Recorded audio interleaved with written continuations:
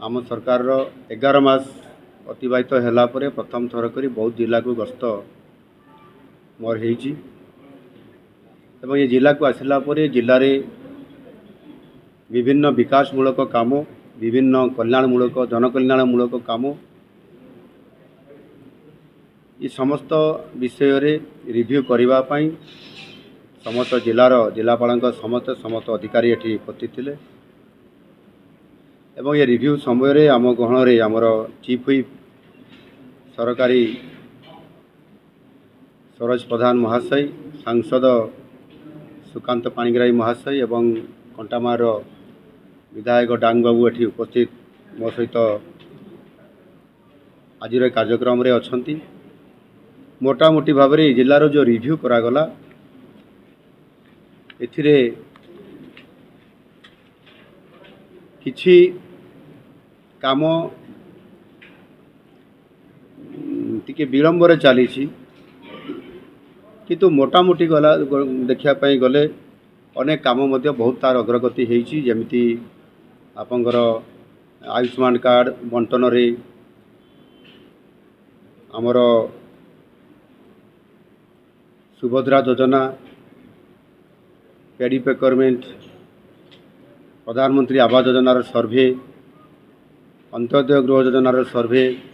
ये काम रे किछि एडवांस भलो अच्छी स्थिति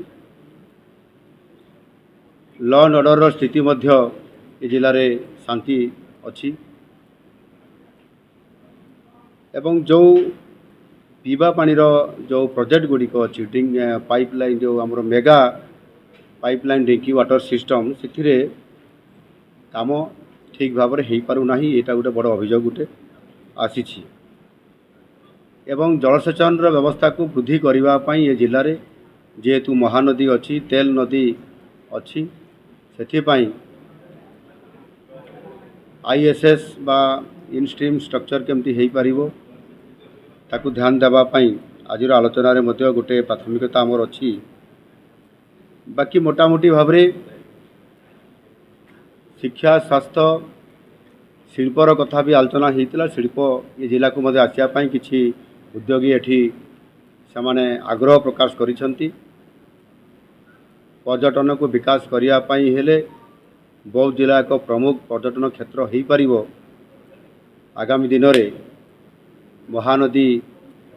ताहार शज्या उपरे जो जिलान अच्छी टापू अच्छी ता उपरे मध्य कार्यक्रम करा दे पारिबो एनु बौद्ध जिलार आज मोर प्रथम गस्त आसबारे जो मते प्रथम थर को सुजोग मिला जिला स्तरीय रिव्यू मीटिंग रे निजे मुख्यमंत्री उपस्थित रही ताको रिव्यू करवा ये कार्यक्रम मध्य मोर ये प्रथम रिव्यू और निश्चित भाव में बौद्धवासी को मु धन्यवाद देवी सेमानंकर सहयोग सेमानंकर आशीर्वाद रे बौद्ध जिले में जोठी ओडिशा रे डबल इंजिन सरकार चली बोली कहूबा परिप्रेक्षी रे मत आज अनुभव है जो बौद्ध जिले में ट्रिपल इंजिन सरकार चली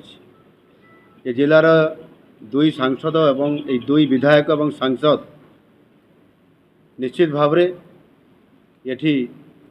ये गोटे सरकार आम जिले में एवं से ट्रिपल इंजिन सरकार चली आगामी दिन में बौद्ध जिला को एक नंबर करने जलसेचन क्षेत्र में पीवा पानीर व्यवस्था एवं यार भित्तिभूमि जोटा कि रोड सेक्टर रे सड़क पथ को अधिक पर्याप्त करने एठी अनेक प्रपोजाल सब आसी मुझे निश्चित भाव में निजे या अधिक गुरुत्व देवा सहित से आरडी रास्ता हो पीडब्ल्यूडी रास्ता हो या कि भाव में किसी ब्रिज गुड़िक आवश्यकता अच्छी करने एठी प्रस्ताव गुड़िक आज दिन में आलोचना प्रसंग में यह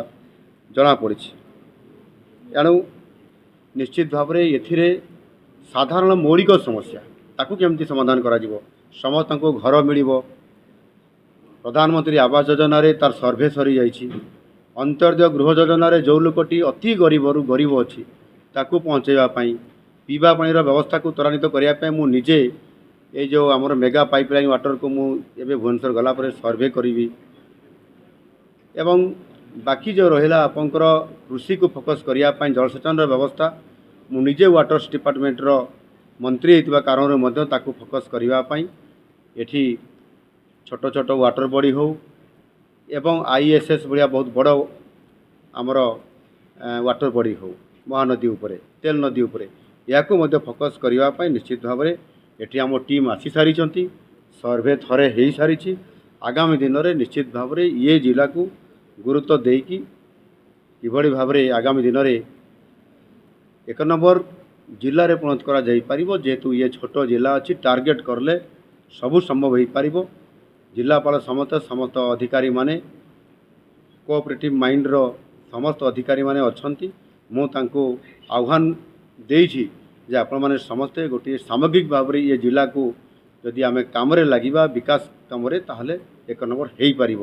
ଆଉ ତାହା ନିଶ୍ଚିତ ଭାବରେ ଆଜିର ସର୍ଭେ ପରେ ଭାବୁଛି ସମସ୍ତ ଅଧିକାରୀମାନେ ନିଶ୍ଚିତ ଭାବରେ ମୋ କଥାକୁ ଗୁରୁତ୍ୱ ଦେବେ ଏବଂ ଆଗାମୀ ଦିନରେ ବୌଦ୍ଧ ଜିଲ୍ଲା ଓଡ଼ିଶାରେ ଏକ ନମ୍ବର ଜିଲ୍ଲା ହେବ। ରେଳ ପ୍ରକଳ୍ପ ଉପରେ କିଛି ଆଲୋଚନା ଏଠି ହେଉଥିଲା ଏବଂ ସେଥିରେ ବୌଦ୍ଧ ଜିଲ୍ଲାକୁ କନେକ୍ଟିଂ ହେବା ପାଇଁ ଆମର ଯେଉଁ କନଷ୍ଟ୍ରକ୍ସନ୍ କାମ ପ୍ରାୟତଃ ସରିଯାଇଛି। ଆଗାମୀ ଖୁବ୍ କମ୍ ଦିନ ଭିତରେ ନିଶ୍ଚିତ ଭାବରେ ଏଥିରେ ତାହାର ରେଳ ଚାଲିବା ପାଇଁ ମଧ୍ୟ ଉପଯୋଗୀ ହେବା ପାଇଁ ଯାଉଛି, ଖୁବ୍ ଶୀଘ୍ର ହେବ। ବାକି ଯେଉଁ ଆଉ କିଛି ପାର୍ଟ ରହିଯାଉଛି ସେପଟୁ ବଲାଙ୍ଗୀର ପଟ ବି ଟ୍ରେନ୍ ଲାଇନ୍ କାମ ବଢ଼ି ଚାଲିଛି, ଖୋର୍ଦ୍ଧା ପଟ ବି ବଢ଼ି ଆସିଛି ଏବଂ ସବୁଠାରୁ ବଡ଼ ଯେଉଁଟା ଜଟିଳ ଥିଲା ବୌଦ୍ଧ ଜିଲ୍ଲା ଉପରେ ଯେଉଁ ଆମର କ'ଣ କୁହାଯାଉଛି ସେଇଟା ଟନେଲ୍, ଯେଉଁ ଟନେଲ୍ କୁହାହେଉଛି ତାହାର କାମ ସରିଯାଇଛି 4.5 କିଲୋମିଟର, ଯେଉଁଟାକି ଓଡ଼ିଶାର ସବୁଠାରୁ ଏକ ଦୀର୍ଘ ବା ଲମ୍ବା ଏ ଟନେଲ୍ ଏବଂ ତାହା କାମ ସରିଯାଇଛି। ଏଣୁକରି ୟା ପରେ ଖୋର୍ଦ୍ଧା ବଲାଙ୍ଗୀର ରେଳ ଲାଇନ୍ର କାମ ଆଉ ପାଖାପାଖି ପ୍ରାୟ 100 କିଲୋମିଟର ପ୍ଲସ୍ ଆଉ ରହିଛି। ତା ଉପରେ ବି କାମ ଚାଲିଛି। ମୋତେ ଲାଗୁଛି ନିଶ୍ଚିତ ଭାବରେ ଆଗାମୀ ଆଉ କିଛି ବର୍ଷ ପରେ ସମ୍ପୂର୍ଣ୍ଣ ହୋଇଯିବ ଏବଂ ବୌଦ୍ଧ ସମେତ ଏ ଖୋର୍ଦ୍ଧା ବଲାଙ୍ଗୀର ରାସ୍ତାରେ ଯେଉଁ ଜିଲ୍ଲାଗୁଡ଼ିକ ପଡ଼ିଛି ସେମାନେ ରେଳର ଯେଉଁ ସେବା ନିଶ୍ଚିତ ଭାବରେ ପାଇପାରିବେ ଏବଂ ଯେଉଁଠି ବି ସମସ୍ୟା ଅଛି ଆମର ଲ୍ୟାଣ୍ଡ ଆକ୍ୱିଜିସନ୍ କାମ କରିବାରେ ଏବଂ କେଉଁଠି କାମରେ ଧିମା ଅଛି ସେଥିରେ ସମସ୍ତ ଜିଲ୍ଲାପାଳମାନଙ୍କୁ ମୁଁ ନିର୍ଦ୍ଦେଶ ଦେଇସାରିଛି। ଯଦି ଲ୍ୟାଣ୍ଡ ଆକ୍ୱିଜିସନ୍ ଅଫିସର ଦରକାର ହେବେ, ଅମିନ RI ଦରକାର ହେବେ, କେଉଁଠି ଯଦି ସୁରକ୍ଷା କଥା ଆସିବ ତାହେଲେ ପୁଲିସ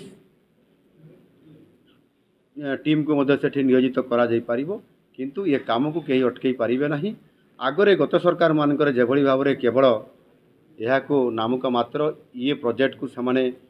ସିରିୟସ୍ ଦେଉନଥିଲେ, କିନ୍ତୁ ମୋଦି ସରକାର ଆସିଲା ପରେ ତାକୁ ଯେତିକି ସ୍ୱତନ୍ତ୍ରତା ଦେଇଛନ୍ତି ନିଶ୍ଚିତ ଭାବରେ ଆଗାମୀ ଆଉ କିଛି ଦିନ ପରେ ଏ ସମ୍ପୂର୍ଣ୍ଣ ହୋଇଯିବ ରେଳ ପ୍ରକଳ୍ପ ଏବଂ ବହୁତ ବଡ଼ ଗୋଟିଏ ବୌଦ୍ଧ ଜିଲ୍ଲା ସମେତ